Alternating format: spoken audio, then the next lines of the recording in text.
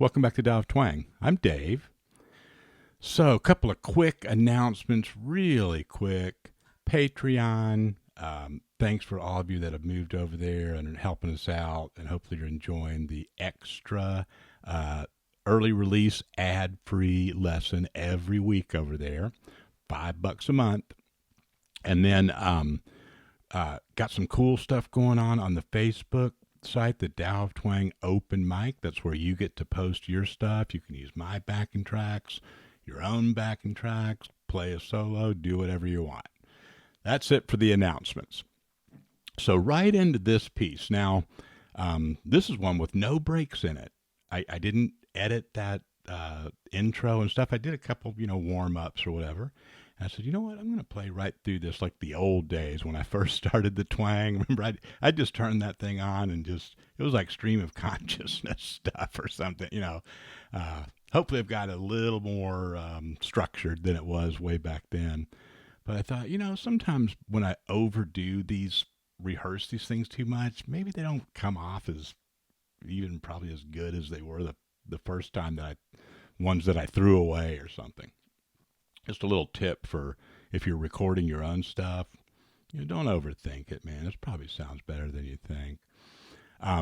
So we're going with that, whatever that was. And I know I demonstrated in there the main things that I want to show you today. And so real quick, we're in D major now. So the chords are...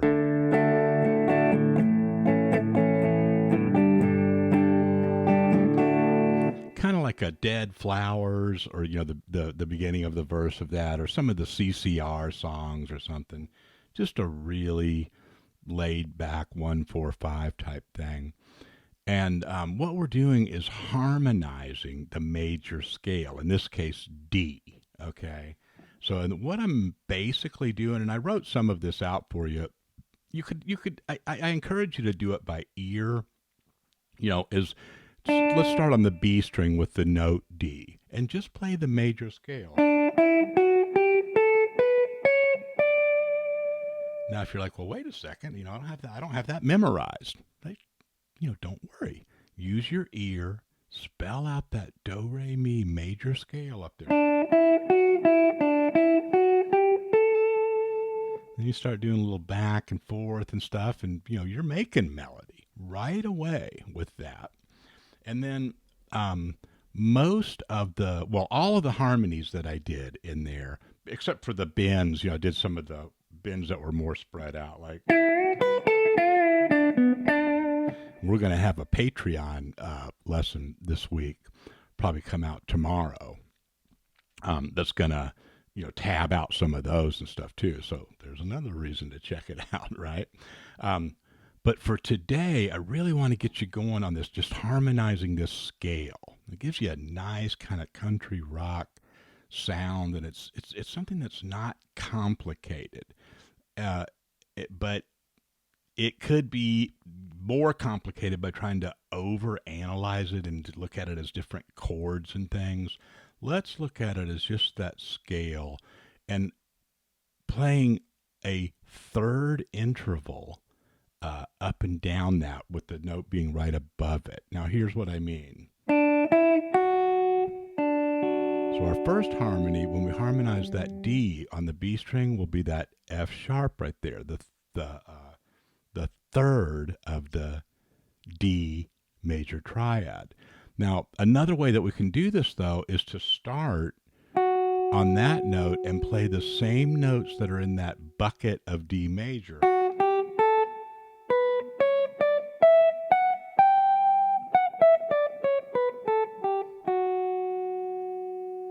All right, and we play those together with that other, the B string, which was starting on the actual root, and we get.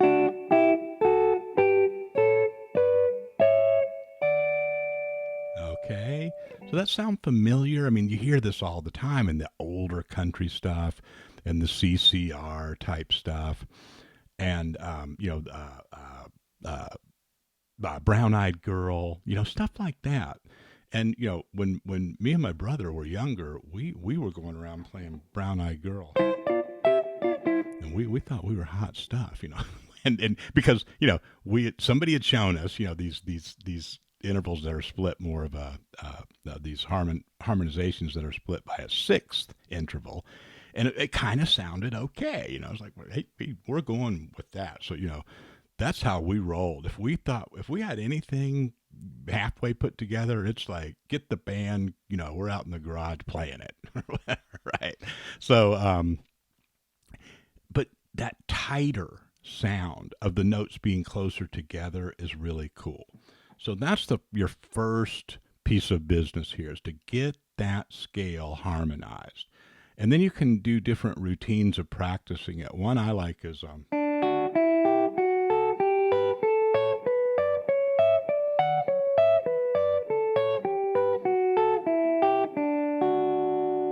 really like that. You can just put a track on and you can really kind of get going right away with this.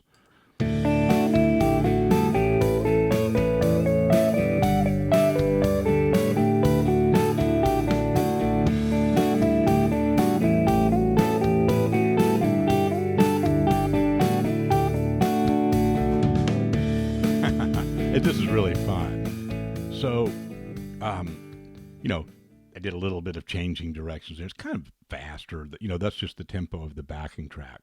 But did you see what I was doing there?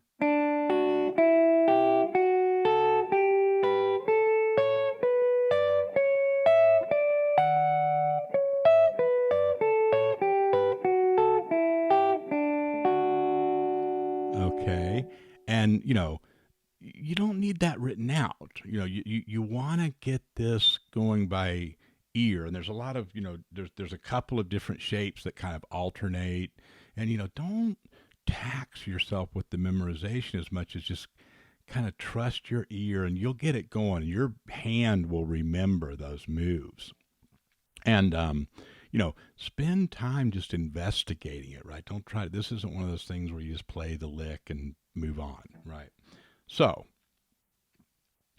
the other thing I have written out here for you is kind of using it in a vertical position, like.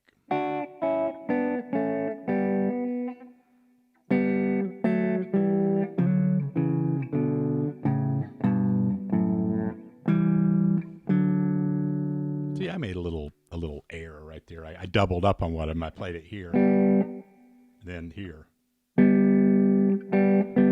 Those are the same notes, right? But because I was kind of going by visual memory, threw me off, right? But I knew that the sound wasn't continuous.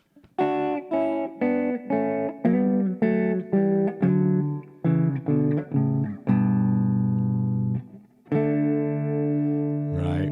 And so that's nice. And that's just a really good training kind of thing, right? It's just hand coordination, seeing all the different harmonies and pieces of like cage shapes of your triads and things. You can go into other, dimensions with this.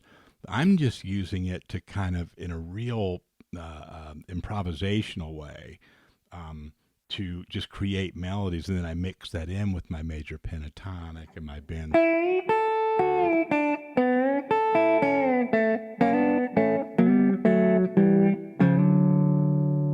See, and man, that really adds some depth to those notes in that melody.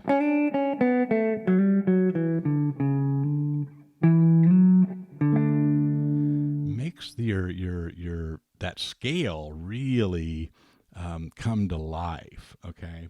And then you can mess around with different areas on the neck.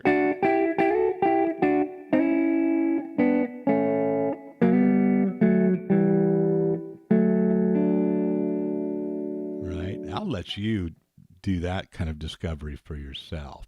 But these couple of ideas, the first part that I laid out just of doing the single strings and then combining the two, then doing different routines up and down, then try that one where we're doing it in a vertical position like that. And let me know how it goes. We're going to do another video on this, possibly on YouTube real soon, but definitely on Patreon where we're going to do some of the more bending.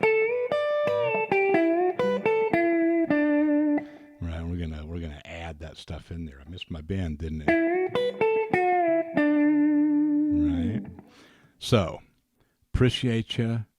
Good to talk to you. I'll see you next time.